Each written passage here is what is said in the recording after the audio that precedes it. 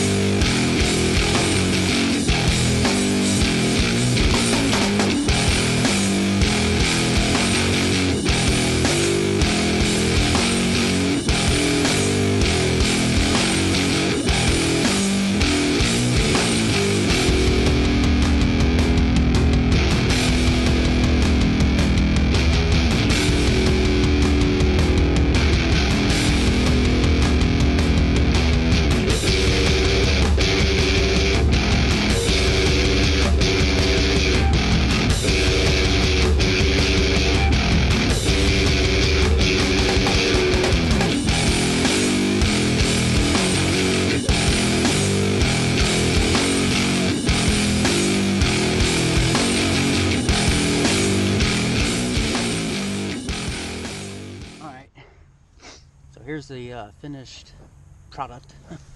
Product. Not the prettiest looking thing, but I wanted to protect the leads while it's plugged in. I didn't want anything shorting out. Just two old plasticware with the lids taken off. I got the wire taped up, strapped up, decent enough. This way I can, if I needed to transport it, the wires are not pulling at the terminals. Alright, now a little bit more about it in specific details here. The 120 volt heater element is 1500 watts, and then the 12 volt one is 600 watts or 300 watts. Better make sure I get the details on that correct. Let me see. So I pulled up the information on that element, and it's 300 watt. Here it is. I got it on Amazon. I'm hoping that you can see that.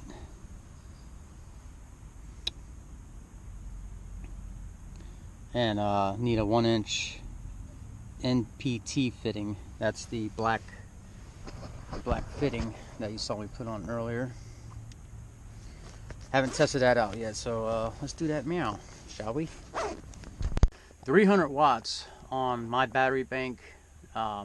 It's gonna, I would say it's gonna kill it pretty quick. So the object is, well, first of all, let me plug it in and show you what happens with the lights. So I'm gonna plug it into this socket here, which is my house socket, house power batteries, and watch the lights as I plug it in. So yeah, the lights dim, and then that bad boy is turned on. So the object for this is whenever I do feel like that I'm gonna need a shower, what I can do is you know, when I get off of work, I can plug this thing in and drive down the road with the alternator, you know, doing its thing, and then by the time I get there, it might be a little bit warm. And then I can turn to the generator and then use the 120 volt heating element, and then heat it up the rest of the way. And once I get the wiring done for the solar panel, what I could do is keep this thing, keep the 12 volt heating element on all day if the sun's out, and that will help.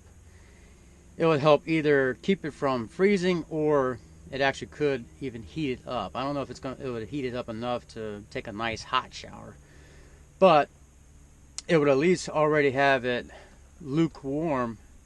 That way when I do use the 120 volt one, it won't take that long to heat it up even further, you know. So there's my plan for the wintertime shower. And then I guess real quick I'll have to show you a little bit more detail on the cap here. So it came with that little thread-on cap, but I had to cut that off so that lock nut could fit down inside. And of course I had to get my hand down in there. But not only that, but I have to fit the shower pump in there. So let me show you that. So I got the van on because this thing does draw quite a bit, and I'm noticing that the wire is heating up. So I might have to change that to a thicker wire. I may have to go online to find that more heavier duty 12 volt plug with the wire. And then let's test this out real quick. I got this also through Amazon. Put you up right here.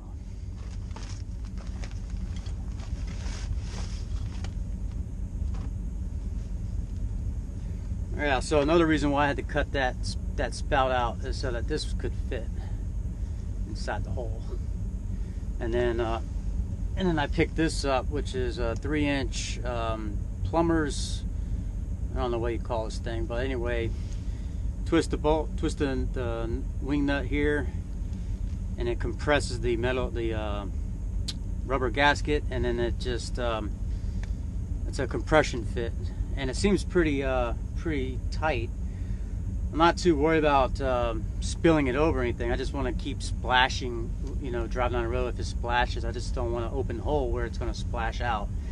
So this is working very well, keeping the water in. Alright, so let's test this thing out now. Make sure it works.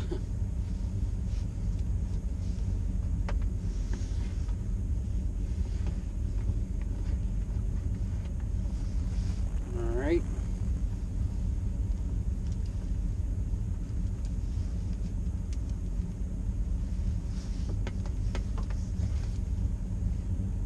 I'll plug this in here.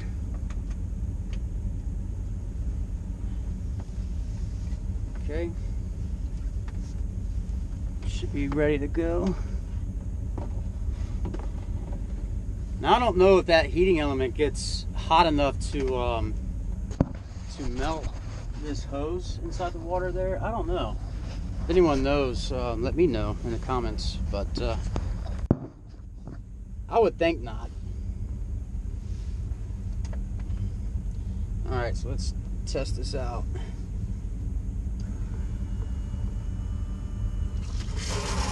Hey, hey! That's pretty good pressure, too.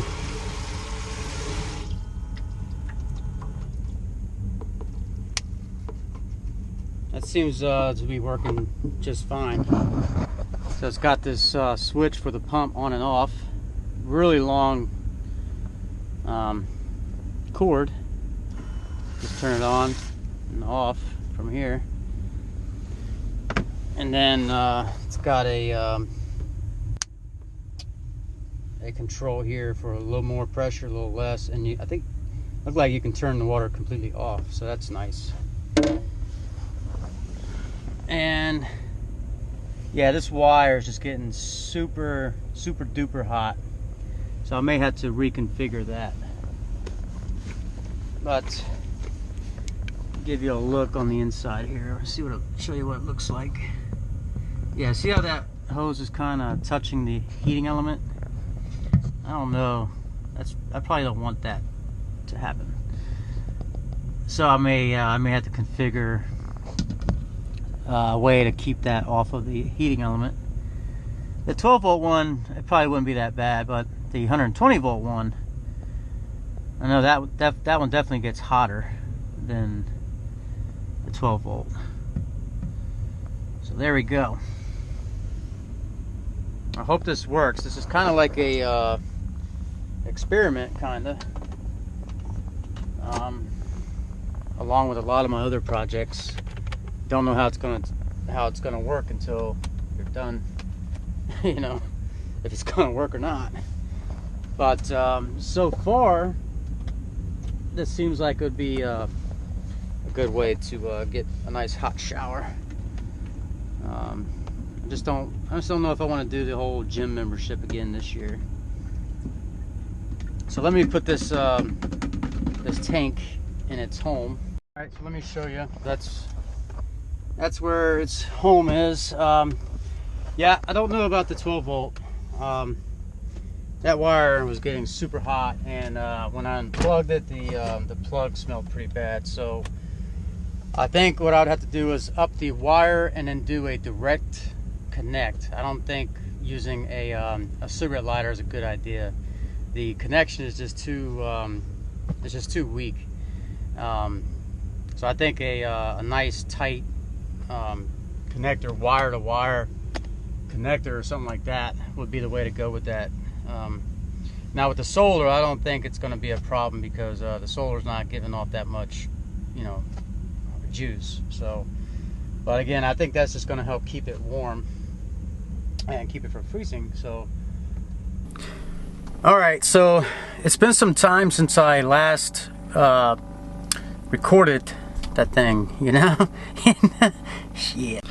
All right. So I had the opportunity to use the thing, and I gotta say, I used the 120 volt heating element. The 12 volt heating element, it needs more experimentation, I think, done to it. The wire size is way too small. It needs to have a direct wire connection. I don't think I can use the cigarette lighter. I have a plan to use solar panels. Don't know if I have the funds to do it right now, but I want to get 2 more. And I had a different plan earlier, but now I got a different plan. I was going to use 1 panel for the water heater, but now I'm thinking I can use all 3, which would be 300 watts. And I'll get into that when it comes to it. And I want to install everything and then show what I came up with.